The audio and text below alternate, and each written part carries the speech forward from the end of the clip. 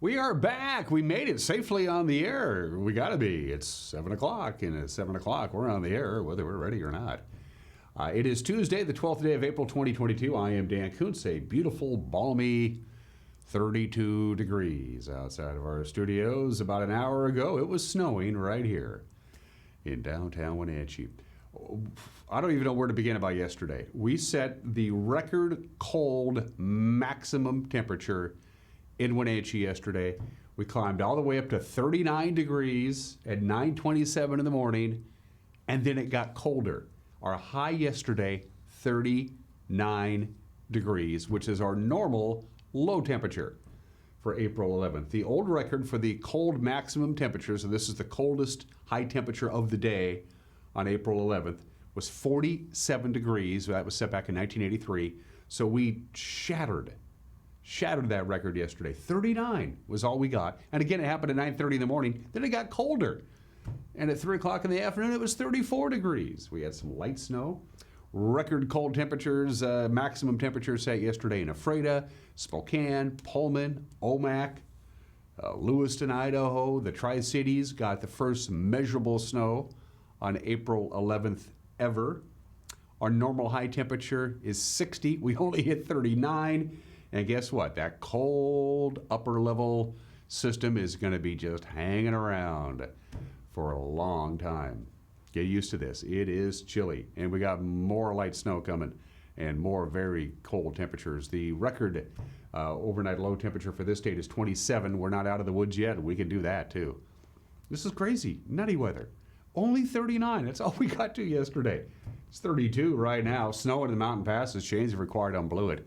It's not pleasant if you're heading up into the Cascades. We'll get to all of those details, plus news, plus sports for the Wenatchee Wild. Their season came to an end yesterday. Nice comeback in the third period. Salmon Arm jumped out to a quick 5-0 lead. They pulled out to a quick 2-0 lead. They pulled the goalie. Wenatchee did. They brought in their other goalie. That didn't help much. They ended up getting ahead 5-0. Wenatchee did come back in the third period, but it wasn't enough. Their season comes to an end. Salmon Arm moves on, and for the Wenatchee Wild, it's over for them. We'll talk about that when we get to sports. We got baseball this afternoon. It'll be chilly at Dan White Field. The Wenatchee Panthers and the East Mock Wildcats will be playing a 7-inning affair. We'll have that for you at 4 o'clock this afternoon on our Facebook page. And Thom Nees will be dropping by from Serve Wenatchee Valley. They got a lot of things going on. We'll talk about what's going on with Easter on Sunday morning up at Omi Gardens and this whole bridge lighting thing on the first Friday of Apple Blossom. This sounds really neat. Well, Tom will be our guest in the back half of the program. Let's get going at 3 minutes after the hour with light snow at Pangbourne and 32 degrees. I have no idea what kind of cameras we're going to see this morning. My guess is not much. We're going to start with Billy Goat. My guess is the cross camera is, there's nothing to see. I have just a guess there. You can see a band of showers up near the Gamble Sands Golf Resort. They have a huge high school golf tournament going on today. There's about 40 teams from all over the Pacific Northwest playing golf at Gamble Sands today. That's not going to be fun. It's only going to be in the lower 40s in Brewster today, but they should be dry. As you can see, we see a little bit more blue sky up north from our camera high atop on the Billy Goat Peak overlooking Alta Lake with the mighty Columbia rolling past Bridgeport, Brewster, and Pateros. Camera number 2. Oh boy, I want to say maybe Valley High. Is it really? Wow, so there's Blewett Pass. That's on your way up to Blewett Pass. That's the Valley High camera on US 97. Chains are required right now on US 97 Blewett Pass. It is snowing with compact snow and ice on the roadway. I cannot believe there's a chain requirement in the middle of April on Blewett Pass. It's snowing up there. Good morning to our friends at Valley High. Hope you're enjoying this lovely January morning. Camera number 3. It's up to the lake we go. Upper Butte. And look at that. The snow level is right down to the lake. Right down to the lake. Good morning, Manson, who had light snow yesterday at this time. You can see a light dusting of snow all over the Chelan area. That's high atop the Chelan Butte, looking up towards Wapato Point and Lake Chelan area. Doesn't look too windy, but it looks like January, doesn't it? And camera number 4. Oh, that looks like the Lower Navarre. I got that one right too. So that's the highway that you see in the lower right-hand corner that dumps you off at the state park at Lake Chelan. A nice dusting of snow there. It was snowing heavily up there about an hour ago. Of course, we have access to all of these cameras. We can look at them. It was snowing up on our number 1 Canyon camera. It was snowing in a lot of locations, and it was spittling snow right here on the valley floor at about 5:45 this morning with gusty winds that was just cut right through your clothes. Crazy, crazy, record cold weather for the middle of April, and it's going to continue. First of all, snow. We're not out of the woods yet. We have a continuing chance of light overnight snow right through the rest of the week. Most of it in the overnight hours. Again, we could still see a little bit of light snow in the foothills around the Wenatchee Valley, Badger Mountain, Birch Mountain, those kinds of areas, high up the canyons, number 1, number 2. Stemilt Basin could get a little bit of light snow with a little bit of slush. We're not expecting, and whatever snow we get, it's going to melt, of course, but the fact that we have to talk about snow pretty close to Wenatchee Valley proper this deep into spring is something we have not done. I can't remember the last time we did this. And more cold temperatures. Very, very cold temperatures. We're going to be below freezing tonight and Wednesday night and Thursday night. Very cold on Thursday night. We're almost certainly going to guarantee to break a record on Thursday night. Friday night, maybe near freezing. But I've already talked to a couple of my friends who are big-time gardeners, and they say don't plant anything because it ain't going to live. It's all about the soil temperature, and it ain't even close to being where it needs to be for plants to survive in this kind of cold temperatures. And we have a very good chance of breaking some record overnight lows in the next few days. So get ready for this. What's going on? There's that big cold upper level system. It's spinning counterclockwise. That's what low pressure does. It's over basically Idaho, a little bit of Nevada, and a little bit of Utah.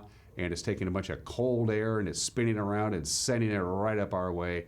Here we go again, 43, our forecast high today. Our normal high for this time of the year is 61 degrees. We'll be almost 20 degrees below that. If we get to 27 for the overnight low, that would be a new record coming up. 43 again, lots of clouds, maybe some spittles of rain and snow on Wednesday during the wee small hours of the morning. Again, overnight low below freezing. We'll be lucky to get to 45 with clouds and light rain on Thursday. Overnight low 27, a new record low if we get there. Friday, a little bit warmer. We'd have a little bit more sunshine. Of course, the days are getting longer, and that helps warm it up a little bit. We'll be right about the freezing mark on Friday overnight. Saturday, we're going to be at the races. I hope it stays dry at the WVSO. If you're going to the races on Saturday night, bundle up. Going to be chilly. And none of these temperatures are even close to where we're supposed to be for this time of the year. This long, long stretch of not only cold weather, but record cold will continue at least through Saturday before we gradually warm up on Sunday and Monday. Crazy, crazy stuff. And for a lot of these overnight lows, the snow level, even though there's not a lot of moisture, the snow level is going to dip all the way down to about 1,000 feet or even below that. Real quickly on the passes, we're not supposed to be doing them this time of the year, but it's snowing on Stevens. Traction tires are advised. It's snowing on Blewett. Chains are required on Blewett. It's snowing on I-90. Traction tires are advised there. Sorry. 9 minutes after the hour, a 1-minute break in your Tuesday morning headlines. You're watching Wake Up Wenatchee Valley on the NCW Live channel.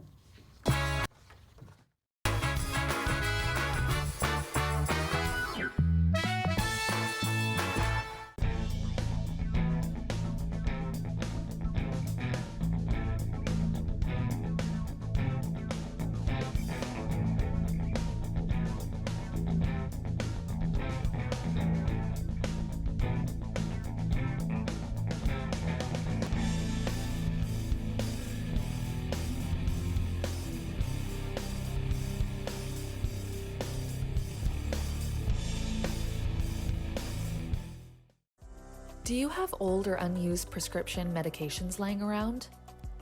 You can now safely and anonymously dispose of them at a safe medication return kiosk near you. Just visit your nearest location.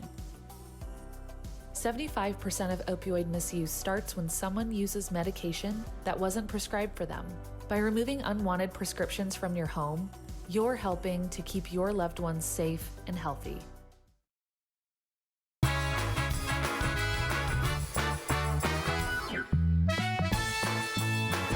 Overcast, a mixture of snow and rain and mist and spittle, if that is even anything.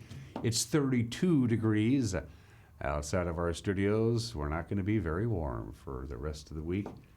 Get ready for some chilly temperatures. We'll begin with this. A Wenatchee woman sentenced for fatal mistreatment of her child. It remains up in the air now. This is almost 3 years after she was sentenced. Her name is Elaine Elizabeth Hurd, and back in 2019, she pled guilty to criminal mistreatment for failing to get medical treatment for her son, Rustin Ackerson, who died from brain trauma 2 years earlier. But sheriff's deputies say the 2-year-old Rustin was the victim of physical abuse, but they were never able to actually prove who inflicted the fatal injuries.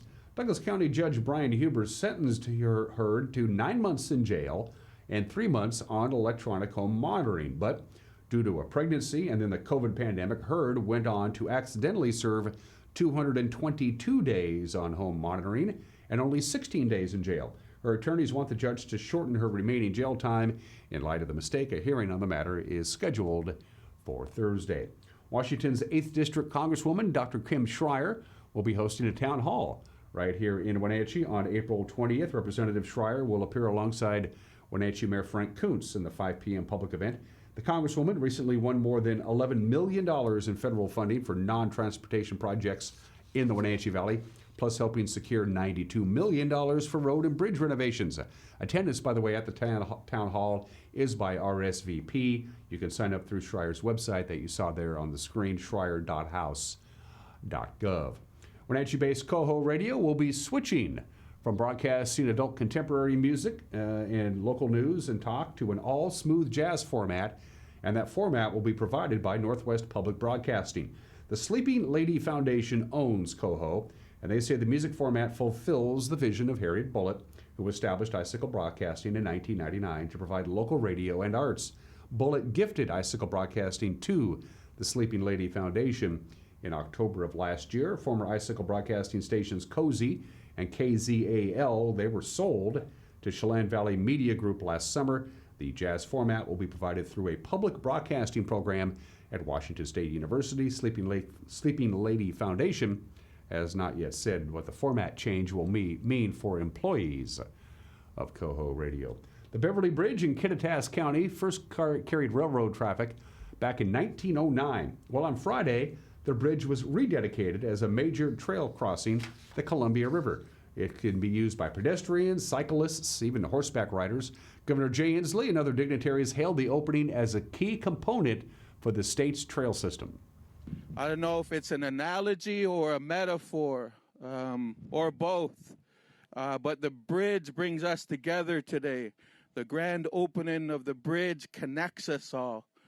It's beautiful to see you all coming from different races, ethnicities, and cultures coming together as one today, as one people, to come around this bridge and be blessed on whatever it gives us, whatever opportunities to have a conversation, to have a relationship building process that's cultivated because of this grand opening of the bridge. I chose to leave my horse home. The plan was for me and Governor Inslee to ride across the bridge together, him on his bike and me on my horse.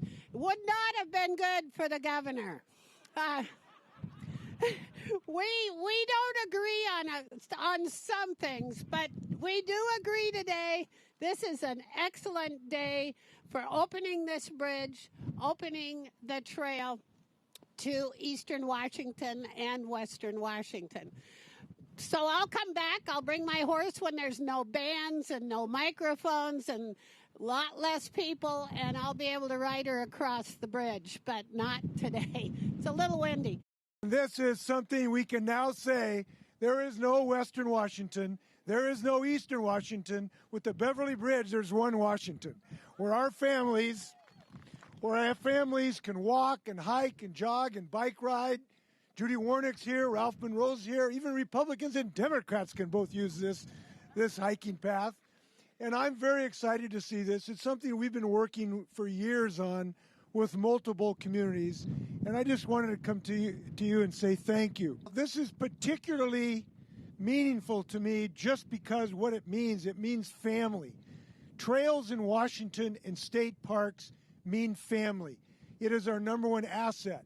And when we get families out on a trail, it's the best kind of day no matter whether the wind is blowing or not. It's a great day. So this is a family asset.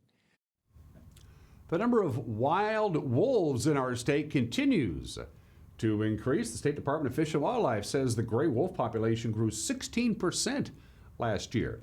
The department estimates there are 206 at least wolves are now roaming the lands in 33 separate packs as compared to 178 wolves in 29 packs measured in 2020. The state uses a minimum counting method, that means the actual numbers are likely quite a bit higher. However, Fish and Wildlife says the number of wolf attacks on livestock was at its lowest since 2017. And speaking of wildlife, you're not supposed to see this on your patio. A big cat, a cougar as a matter of fact, is strolling through downtown Manson lately. Tiffany Ballon said surveillance video from 1:24 in the morning on Sunday showed the cougar casually walking across her patio near the Manson Bay Arena. And then the cat showed up in the same place. Again, this was yesterday morning, Sunday morning at 4:30 a.m. Monday morning. After Balloon posted the videos on social media, there are other residents in the Manson area reporting they've seen the cougar too. Might want to give it a wide berth. It's a cougar. That's what's making news at 16 minutes after the hour. Grant, Jefferson, and Cal, and Malcolm, and everybody who cobbles together a newscast will be doing exactly that today. And at 5, 6, and 10, we'll give you the latest of what's going on in the Wenatchee Valley, North Central Washington with preview. Here's Grant Olson. Good morning, Dan. Coming up tonight on the NCW Life Evening News, expect cloudy, cool, and unsettled weather today right through this week. I'll have all the details in your complete North Central Washington weather forecast. And in sports, Eric Granstrom has results of last night's Wenatchee Wild Game 7 against Salmon Arm. And you'll have a look at today's baseball matchup between Wenatchee and Eastmont. That and all the day's news stories coming your way tonight at 5, 6, and 10 on the NCW Life Evening News. We hope to see you then. Dan? Thanks, Grant. And don't forget, you're not locked into those times. You can watch our news on the World Wide Web, which I'm on record as saying this whole internet thing's going to be big. I think it's going to really take off. So we have our news posted also on our Facebook page, and on our homepage, and at the bottom of your screen, the ways you can get a hold of us via our Facebook page, via our homepage, or our email address. When we come back, highlights from, unfortunately, the last game of the year. For the Wenatchee Wild, they lose Game 7 to Salmon Arm on the road. Details are coming up. You're watching Wake Up Wenatchee Valley on the NCW Life channel.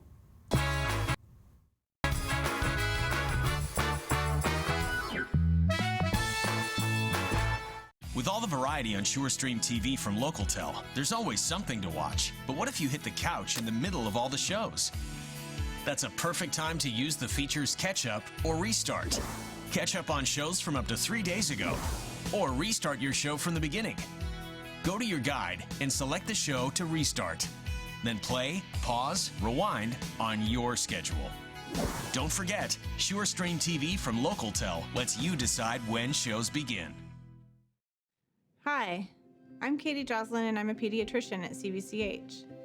We know that as new parents, you have a lot of decisions to make. At CVCH, we have a team of caring pediatricians and family medicine providers who love to take care of newborns. As you're making that decision of where you'd like to go, we hope that you'll consider coming to CVCH, where any of the providers you choose would care for your baby as if it was one of their own.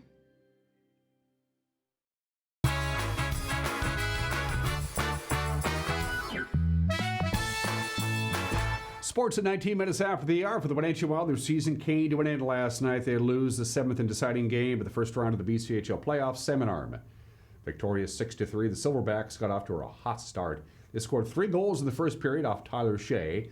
So the Wild brought in Andy Vlaha in the net for the start of the second period. He gave up another couple of goals. So it was 5-0 after 2 periods. But the Wenatchee Wild did not go gently into the good night. Back for Emerson, overskated it. Now he gets it back, and a big hit there by Zach Smith. Emerson's hurt.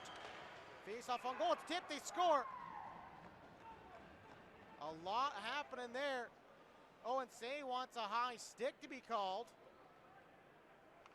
Now he's going to wind up speed. Samoza gets past Smith. He's into the offensive zone, fakes the shot, drops Murray, takes the shot, and scores! Murray makes it 5-2. Gasparini out front. Samoza with a shot. That's blocked by Ethan Ulrich. Samoza across. Say makes the save. Ethan Ulrich without a glove. Samoza takes the shot. That goes wide. Silverbax can't get it out. Here's Stibbe out front. Gasparini comes across. Able to make the save, and they score. It's 5-3. Emerson takes the shot blocker away. Shot off of the glass. Karpa hustles over to hold it in. Here's Oberle. Oberle takes the shot. It's blocked. Loose puck as they get it to the line and not out. Bouncing puck. Oberle's able to hold it in. Tassi couldn't get it past Samoza. Back to the point. Serdachny looking to get it out. He does. Gasparini up top. Here's Caffarelli. Down low, Stibbe. 1:50 to go here. Hartman intercepts. Tassi looking to get it out. And it goes to Serdachny. Serdachny gets it to Panetta. He's got it emptied in. And that will do it. Silverbacks take a 6-3 lead with 1:40 to go in the third. And the Silverbacks win Game 7. Wenatchee Wild gave the Silverbacks all they can handle, pushing the Silverbacks to the brink in Game 7.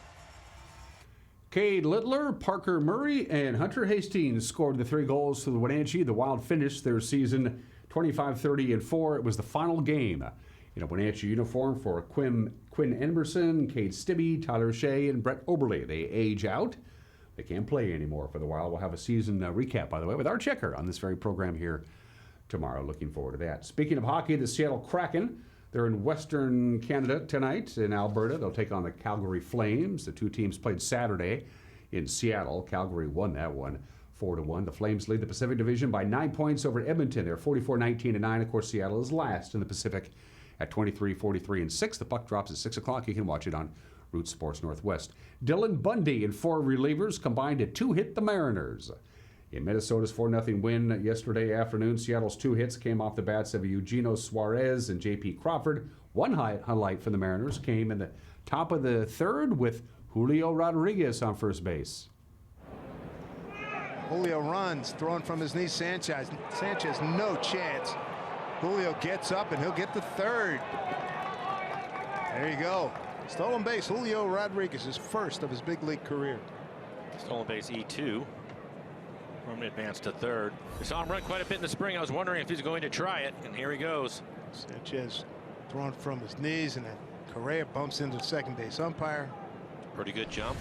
Plenty of speed. The first of what will probably be many steals in his career. Another milestone achieved by Mariner reliever Sergio Romo, who appeared in his 800th game as a major leaguer. And the effervescent and engaging veteran Sergio Romo, he of the 3 World Series rings with the Giants, takes over. He was busy last year, 66 appearances.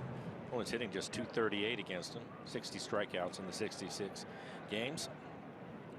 Mariners looking for a double play and a strikeout that will work as well. I'll get a couple of strikes and go right back to the slider, off the plate away, gets in to chase it, starts in the strike zone and just disappears on you at 77 miles an hour. Here we go, 3-2. Swing and a miss. Sergio Romo, everybody. An appearance number 800 in his fine career. Strands 2 runners in the bottom of the 6th to keep it a 4-0 Minnesota lead. Only 52 players in baseball history have appeared in 800 games. That's pretty remarkable. Manager Scott Service said the Mariners were hoping to do better than splitting the first 4 games of the season, but he says give the Twins credit. They came back.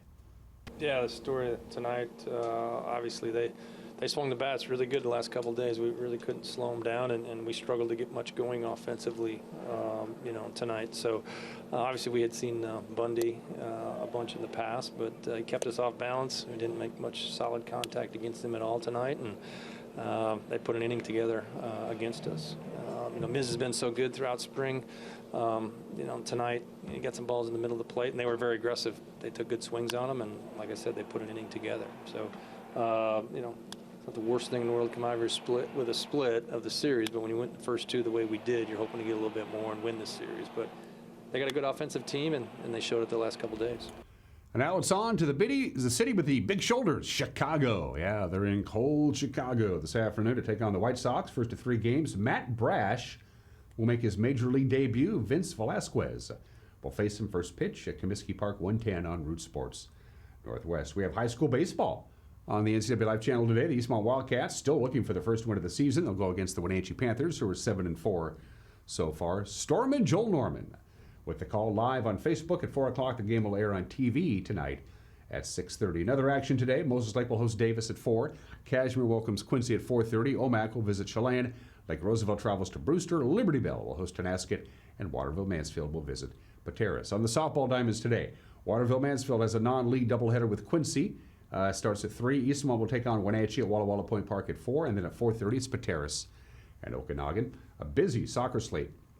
Orville is at Tonasket at 4:30. At 6 o'clock tonight, you got a Friday at Sela. Quincy hosting Cascade. Chelan's at Cashmere. Bridgeport visits Manson at 6:15. And then the nightcaps, Wenatchee at Sunnyside, and Moses Lake will host Eisenhower. And those are just some of the games that people are playing on this 12th day of April 2022. I had a couple of obscure holidays to choose from. Today is National Licorice Day. Ugh. It's National Big Wind Day. No. Grilled cheese sandwiches. Probably, looking back, probably the first real meal that my parents let me make unsupervised, because it's not that hard to do. You got cheese, you got bread, you got butter, you got a pan, you're good to go. Grilled cheese sandwiches. And of course, you can't have grilled cheese sandwiches without cheese and bread. And the idea of pre-sliced cheese and sliced bread came together almost at the same time in like the late teens or early 20s, about 100 years ago. Kraft began to make cheese that was already sliced, makes it pretty handy. And then, of course, they came out with somebody, Otto Frederick Rohwedder invented the bread slicer. Boom, it got easy. And it really became popular in World War II because a grilled cheese sandwich you can make and carry with you and eat it over long periods of time. And then all these GIs came back from fighting the war, which, by the way, we won, and said, hey, this grilled cheese sandwich thing is pretty good. Everybody likes grilled cheese sandwiches. Cheap, easy to make. That looks good right now, doesn't it? I want a grilled cheese sandwich. Happy National Grilled Cheese Sandwich Day. Have 5 or 6. And, of course, you got to have grilled cheese sandwich with a bowl of tomato soup, in my book. Well, what do I know? 28 minutes after the hour. Today in history, we got ourselves a Civil War. Yep, here we go. April 12, 1861, 161 years ago today, the Battle of Fort Sumter. We're going. Yeah, the Confederate forces fired on Fort Sumter in the harbor of Charleston, South Carolina. Lieutenant Henry S. Farley, acting upon the command of Captain George S. James, fired one 10-inch mortar round from Fort Johnson into Fort Sumter, and there we go. Roger Pryor, a very well-known secessionist, was offered the chance to fire the first shot. This was all kind of staged. Everybody knew this was going to happen. But Roger said, I don't want to be the guy who's going to go down in history as the guy who fired the first shot in the Civil War. How many people were killed in the Battle of Fort Sumter? None on either side. But after the Confederate Army took over Fort Sumter the following afternoon, they did a 100-gun salute, and a spark came and landed in a big pile of cartridges. The cartridges went off, and 2 Confederate soldiers were killed in the celebration. Got ourselves a Civil War 161 years ago today. 94 years ago today, flying across the Atlantic, transatlantic flight, had already been done any number of times, but it was always from west to east, because that's where the winds were. The winds blow from west to east across the Atlantic. So if you wanted to cross the Atlantic in an airplane, you did it from basically the east coast of the United States, New York, Newfoundland up there, Prince Edward Island, and over to Europe. But for the first time ever, the Bremen, a German aircraft, takes off, and it was the very first successful transatlantic flight from east to west. A lot of people think it couldn't be done. You got to have a lot more gas, and you got to be, you got to fight the winds the whole way. But they made it. The first transatlantic flight from east to west took off on this date, 1928. FDR died 77 years ago today, April 12, 1945, at his summer cottage in Warm Springs, Georgia. A massive cerebral hemorrhage. The President of the United States for over 12 years, FDR dies. Vice President Harry S. Truman assumed the office of the presidency upon the death of Franklin D. Roosevelt, who died 77 years ago today. 67 years ago today, on this date, 1955, the polio vaccine is declared safe and effective. line up and get your shot. Now, of course, you don't take a shot, you take a pill. Of course, everybody was freaked out about polio in the 20th century, but they finally got their hands around it. As developed by Dr. Jonas Salk, they said it was safe, it was effective, and one of the most difficult and worrying diseases in the world was slowly in the process of being eradicated. That began 67 years ago today. Man in space, April 12th, 1961. 61 years ago today, Soviet cosmonaut Yuri Gagarin, there he is, became the very first human to travel into outer space. The very first manned orbital flight, Vostok 1. There he is, getting ready to go. Getting in the bus, apparently. They're strapping him in. They gave him some gum. I don't know why. Probably, like when you fly in an airplane, you're supposed to chew gum so your ears don't pop. It was just one single flight. Get him. Good luck. Good luck, Yuri. Have fun. And he's off. We didn't know any of this stuff, of course. April 12th, 1961. We didn't know what was going on. It was after he got back that the Soviet Union and the news agency TASS announced, we did it. Nah. He just went around the Earth one time. That's all it took. He skimmed the upper atmosphere at 91 nautical miles at its lowest point, which is basically just into space. The whole flight took 108 minutes from the time it launched until the time he landed on the ground. He parachuted. Yuri Gagarin actually parachuted to the ground separately from his capsule after ejecting, just like he was supposed to. His capsule ejected at 23,000 miles, and he floated down to Earth in the capsule with the parachute. That happened on this date 61 years ago today. It only took 108 minutes. And by the way, his luggage ended up in New Jersey. And speaking of space, 41 years ago today, the very first launch of the very first space shuttle, the Columbia, blasts off from Kennedy Space Center in Florida, STS Mission 1. The shuttle program begins. Here's how it was broadcast on ABC News. 4 minutes and 27 seconds to go before liftoff, before the start of this historic mission. A mission that has never been flown before. They've never used the solid rocket boosters. They never before have sent a spacecraft into orbit that is going to come down as a plane, landing essentially as a glider, a powerless glider. Look at those huge engines getting ready to receive now the millions and millions of pounds of thrust that will catapult this spacecraft and this really strange assemblage off the Earth. T-minus 15, 14, 13, T-minus 10, 9, 8, 7, 6, 5, 4. We've gone for main engine start. We have Come on, baby. Come on, baby.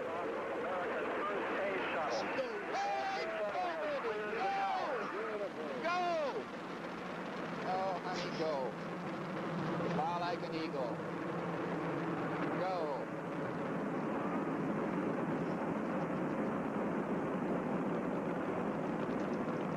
Unbelievable, Jules. For those of you keeping track, 135 space shuttles were launched, 133 landed, and 14 astronauts died in the space shuttle program, which of course was discontinued a number of years ago. Let's do birthdays at 34 minutes after the hour. He was Al Bundy on Married with Children, and then Jay Pritchard on Modern Family. We want to wish a happy 76th birthday to Ed O'Neill, 76 years old today, and Vince Gill, who has more Grammy Awards than any artist in country music history. For a lot of country fans and country artists, the CMAs are the big ones, the Country Music Association Awards. But for the Grammy Awards in the field of country music, Vince Gill has 22 Grammys, more than any other country artist. Vince Gill is 65 years old today. Going to take a break. Got an opinion from Mike Mad Dog McNaughty, and then my good friend Thom Nees drops by from Wenatchee Valley. It's Holy Week. Seemed obvious we check in with Tom, and we will when we come back. You're watching Wake Up Wenatchee Valley on the NCW Life channel.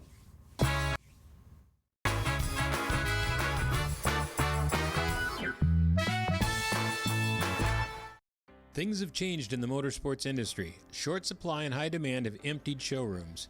But what hasn't changed are the experts at Doghouse Motorsports. They are here to help you reserve the machine of your choice. Stop by and check out the latest 2022 Husqvarna motorcycles, Ubco, and Intense electric vehicles, and other new additions to the Doghouse Motorsports family of high-quality products. Over the last year and a half, the industry's absolutely changed, but the Doghouse is still your best option for all your power sports needs.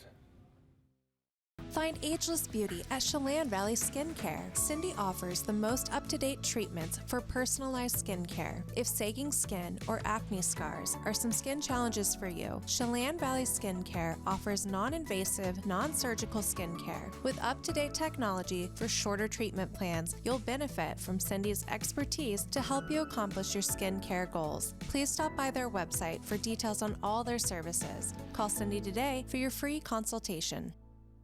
At Washington Trust Bank, can't is a four-letter word. I think we should hire more people. Doc, late for a meeting.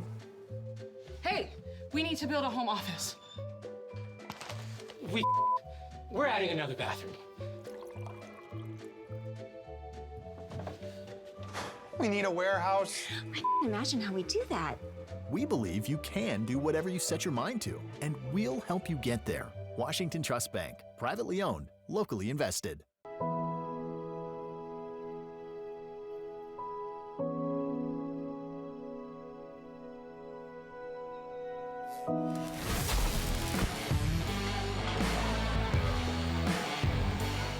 It has really been a great partnership between Succession and NCW Life. It's not always easy to sit in front of a camera or a microphone, but you guys have made it a really nice process.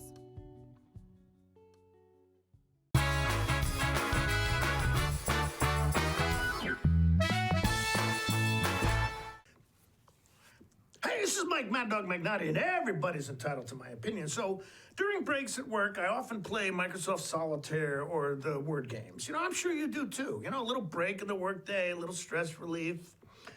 But what bugs the heck out of me is like clockwork. Some stupid ad for yet another game comes up uninvited and interrupts my game.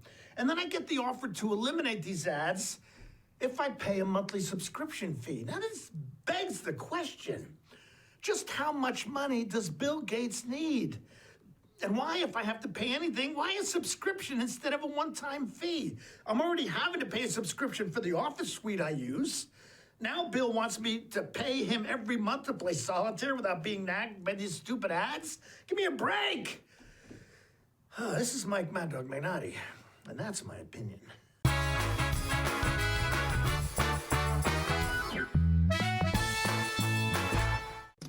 Are you ready to freshen up your home? Boswell's expansive two-story showroom is filled with high-quality furniture that's always discounted to give you their best price every day.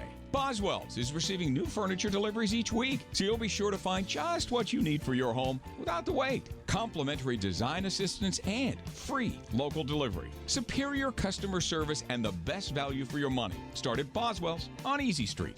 It's closer than you think. Are you worried about eviction? If you've received threats or notices of eviction from your landlord, you may qualify for help. Low-income Washington residents facing eviction have the right to free legal counsel regardless of your immigration status. Access to legal help in an eviction is your right.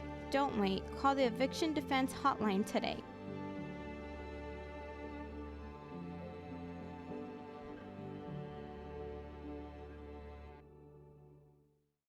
Did you know that nearly 50% of pet poisoning cases involve human medications and prescription drugs?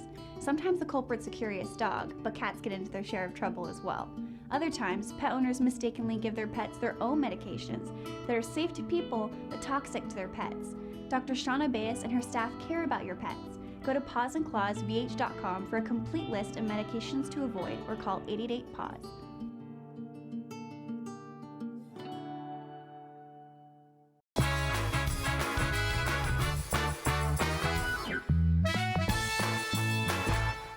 It is Holy Week, of course, wrapping up with Easter festivities on Sunday. Tried to get the Pope. He's busy.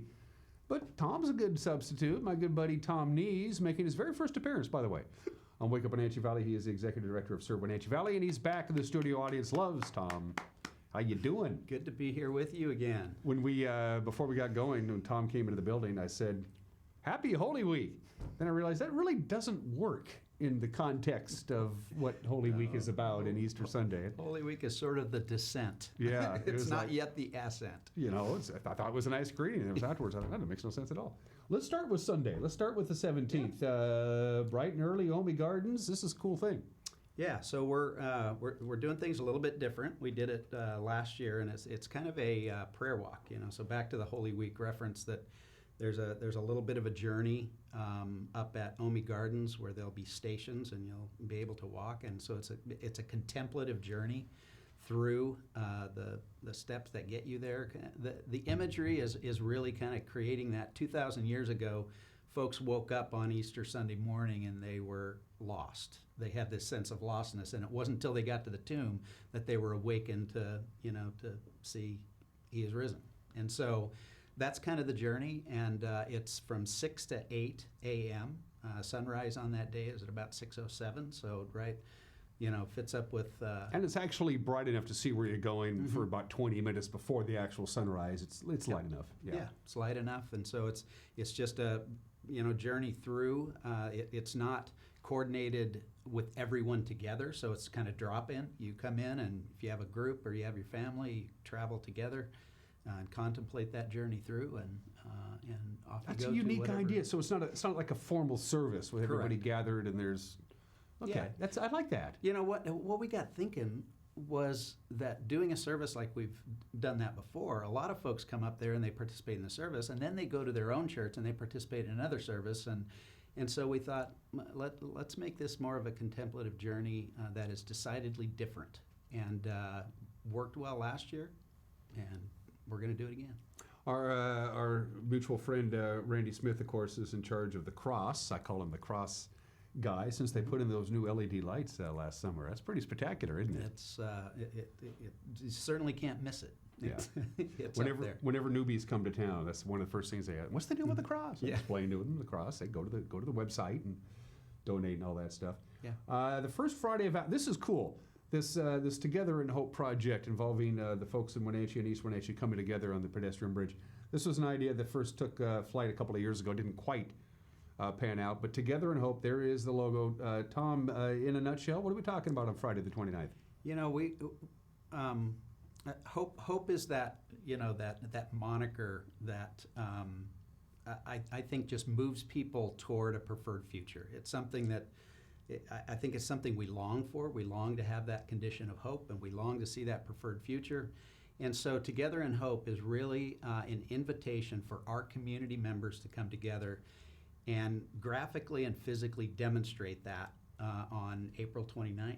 Crossing the bridge, it's the walking bridge on the south end of the Apple Capitol Loop Trail. The light source is going to be from individuals. We've got some Hope flashlights, that we acquired, and those will work. But people can bring headlamps, they can bring, spotlights, they can bring whatever. But the imagery is that we want to create a bridge of hope that connects our communities together, and simply graphically, demonstrates that we are a community of hope that's looking toward a preferred future, and we're willing to walk that way together. So what do people need to know as far as I'm in on Friday night the 29th. I want to do it, Tom. What do I need to do? So we're going to have a website. We've actually got the website that's up now. If you go to servewenatchee.org, you can click on the Together in Hope icon, and it has some instruction there. We're going to have a table that's set up at Pybus Market at about 5 to 6 o'clock on that evening. It'll be an information kiosk. We'll have some flashlights to be able to hand to folks if they didn't bring their own, or if they just simply want a Hope flashlight to take with them and keep. Then at each end of the bridge, so over at Gateway Park in East Wenatchee and at Hyde Park in Wenatchee, there will be tables that are set up there, again, to be able to kind of sign in and register. We ask for folks to pre-register, so on the website, if you go in and pre-register, what that does is we just put that that flashlight aside, and we're going to hold it and have it for you. So when you get there, then we have a sense of numbers, but you don't have to register to show up, because we anticipate this being a little bit viral.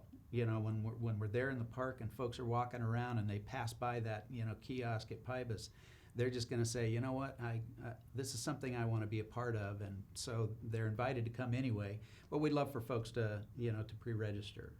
And we've got, we'll have Hope signs that are out. I don't know if you've ever seen any of those Hope Esperanza signs that are around town. We've got a hashtag that we're going to use, Together in Hope. And that Together in Hope hashtag, we'd love for people to film this event from their own perspective, you know, as they're walking up to the loop, or, you know, maybe they have a story of hope that they want to share and put it up and tag it as Together in Hope. And that'll be part of the archive that, you know, that we can put together, you know, graphically and in video and pictorial form to be. And able you're to going to have a professional cinematographer taking some drone footage and stuff like that. Vortex is going to be there, and they're going to do some drone footage and some. So we're going to try to coordinate it. It's going to be a little bit of a challenge. We were talking about that earlier, just the audio challenge, because you've got 1,000 feet across that walking bridge. And so to try to coordinate, we're going to bring all the lights down on the bridge, everybody's flashlight out, and then we're going to start slowly bringing those lights out. And our thought is kind of from the middle out. Apple Blossom Royalty is going to be there with us. We want to station them kind of in the middle and make them that start of that light that starts, and then expand it out toward the edge. And just, I just think we need that encouragement, you know, that graphic encouragement together. So I'm thinking you could probably, get 500 or so people on the bridge from one end to the other? Yeah. If it's 1,000 feet, you know, a couple feet a person. I think some people take up a little bit more space than others, but, you know. I think so, yeah. Yeah. I think it'll be a great, you know, just a great event. And it's standing in solidarity. It's not a fundraiser. You know, we're not using this as a fundraiser. It really is. It's just something really cool, isn't it? Something, let's get together, let's do this, let's show that we are a resilient community that has emerged through a lot of crap. And we've got, sorry. It's okay. It's Holy Week, so I can say crap. So we've emerged through a bunch of crap. And we know out on the horizon there's probably more coming. But as we stand together as a community and allow ourselves to provide that light in this community, I think it makes it better for all of us. How's biz at Serve Wenatchee Valley? I hate asking because usually it's busy, which means that's, you know, yeah. Anytime you ask someone in nonprofit work how's business, you know, it's especially in your line of work. Unfortunately, good. Yeah. But I am so blessed and fortunate to have amazing community support that cares for their neighbors. We are a community that cares for our neighbors and wants to respond, and we've seen that over and over and over again. We've got some uptick in needs, you know, that are taking place in the community right now. There's, you know, with the rent rates what they are, with the fuel prices what they are, with food price. I mean, all of those things then play into that need that people are experiencing now, some of it historical. And so the need is definitely increasing, but so is the response. How's morale then around the office? Are you folks a little overworked? I mean, it could be, some of the stuff that you do is fairly stressful. You know, it is fairly stressful, but we've got a staff, and our group of volunteers are just amazing. We have 30 to 40 volunteers every week in the office, and they hate to miss. You know, I hear that over and over again, that when a volunteer comes and they apologize because they've got to be out of town next week, it's not because they're letting us down or the clients down. It's because they are a little bit let down because they're not able to come and be a part of that. And I think generally people love to offer hope. Is it difficult for you at times to inform the general public that the people who need the services that Serve Wenatchee Valley provides, that there's no shame in that? I mean, you know, I'm not being able, I can't pay rent, or I can pay like 3/4 of my rent, or I can't afford to buy milk, so can I go down to your grocery store and get some? Is that message get through to the general public? I really hope so. I can tell you that anybody that walks in, that if you can get them in the door, that's what they experience. They experience a level of dignity. We do a grocery store, and so you give them the freedom to be able to go in and shop just like you would at any other small grocery store, and you get to select what it is that you want to take home. And so there's a level of dignity and hope that takes place once you get in the door.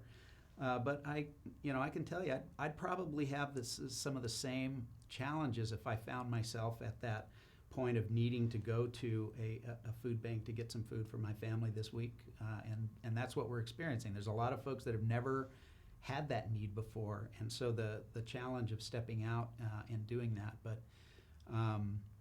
yeah, in terms of message, that's just what we try to do is say this is a place of hope and no it's judgment. funny when I no talk to Jessica Johnson at SAGE and Alan Walker at Chelan Douglas Community Action Council, and a lot of the they mentioned this on any number of occasions. The people who were using their services are now some of their best volunteers, or some of them even now staff members, because they know they've been on both sides of that coin. Yep.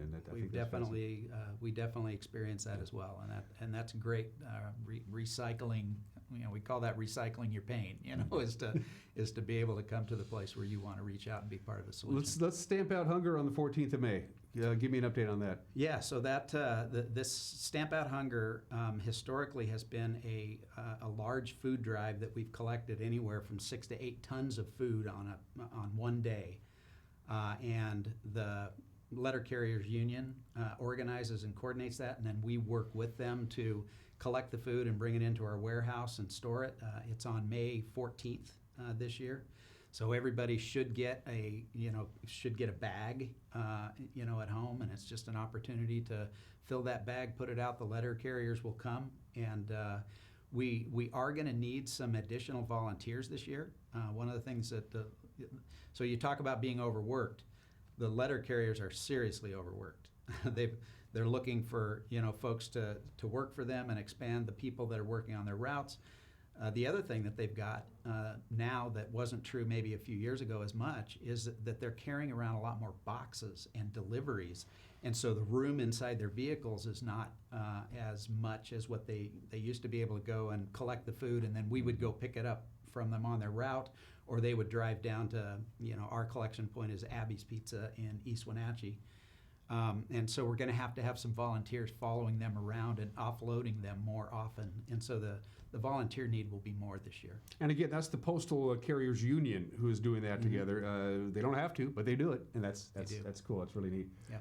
One more item of business, then we'll cut you loose. Common Ground Community Housing Trust. Yeah. You're going to have to give me some information on that.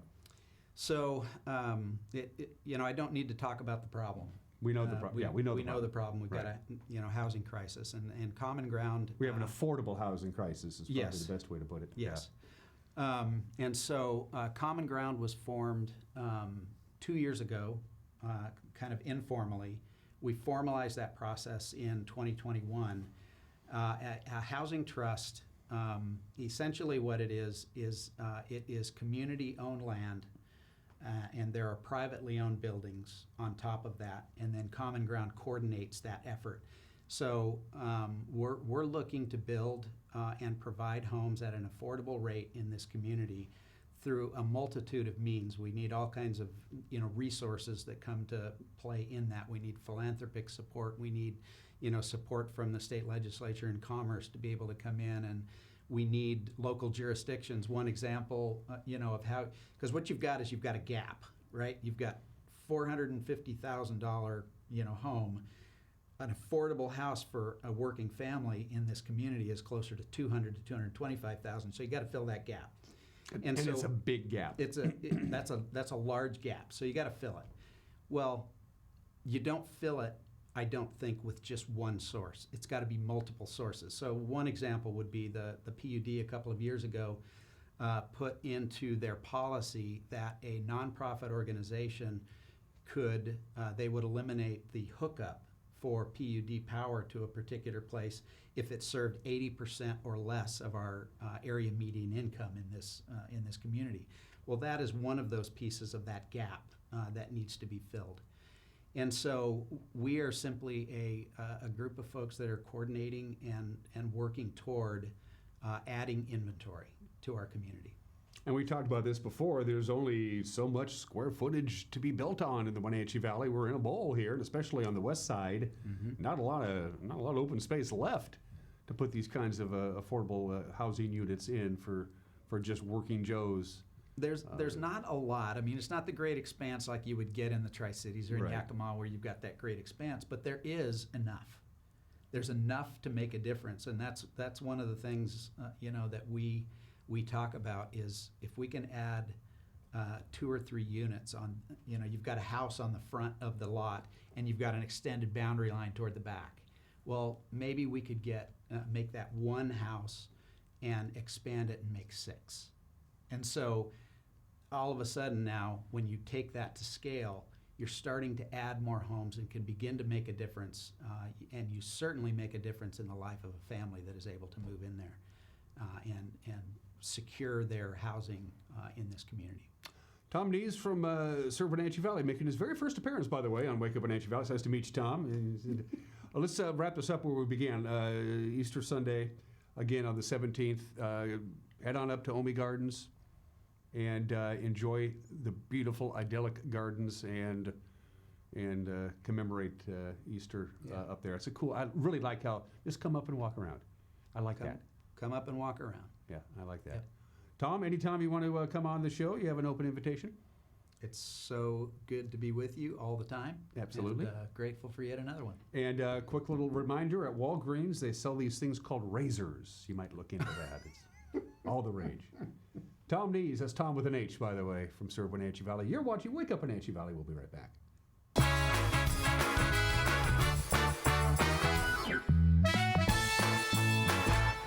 NCW Life Channel is your local TV station. We provide the latest news from around North Central Washington weeknights at 5, 6, and 10 o'clock with Grant Olson. If it's happening in your neighborhood, we have you covered with a staff of reporters who are always on call. Grant will also keep you up to date on the latest weather, and Eric Grandstrom covers sports. It's all on your local TV station, the NCW Life Channel. I'm here at the Discovery Center at Rocky Reach Dam, where there's a ton of cool stuff to do.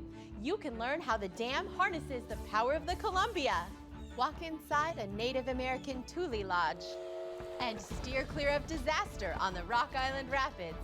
You can check out the new fish viewing space and even stare a salmon right in the eye. Explore all this and more at Chelan County PUD's brand new Discovery Center at Rocky Reach Dam, now open year-round. As AmeriCorps members and volunteers, we do more than talk about our core values.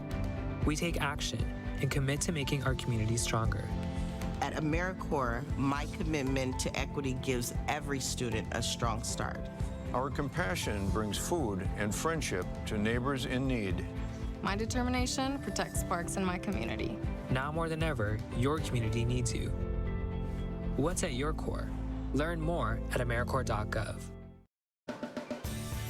If you are looking for dependable car service and repair, visit the good guys at Quick Lube and Tune. They've been keeping cars and trucks in the Wenatchee Valley running smooth for 35 years. Quick Lube and Tune is your hometown shop for a 10-minute oil change, complete tune-ups, alignments, brakes, mufflers, air conditioning service, and more. Get more life out of your vehicle by bringing it to the local guys you can trust at Quick Lube and Tune on South Wenatchee Avenue.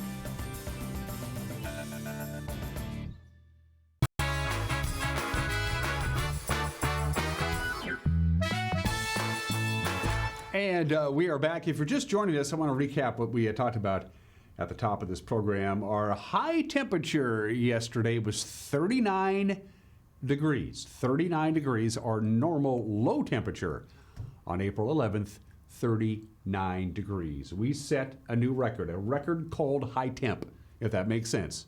The old record was 47 degrees. We shattered it. Only got to 39. That was at 9:30 in the morning, and then it got colder. And it was down to near freezing by 4 o'clock in the afternoon. And guess what? We're going to be stuck with this stuff for at least the rest of the week, into the weekend, and spilling into the early part of next week before things finally start to warm back up to where we should be, or kind of close to it. And we have a chance to set more record low temperatures by the time this cold front is out of here. And it looks like it's going to take its sweet time. From the National Weather Service, one more time. Lots of clouds, spittles of snow, spittles of rain, only 43. Our normal high is now 61 degrees.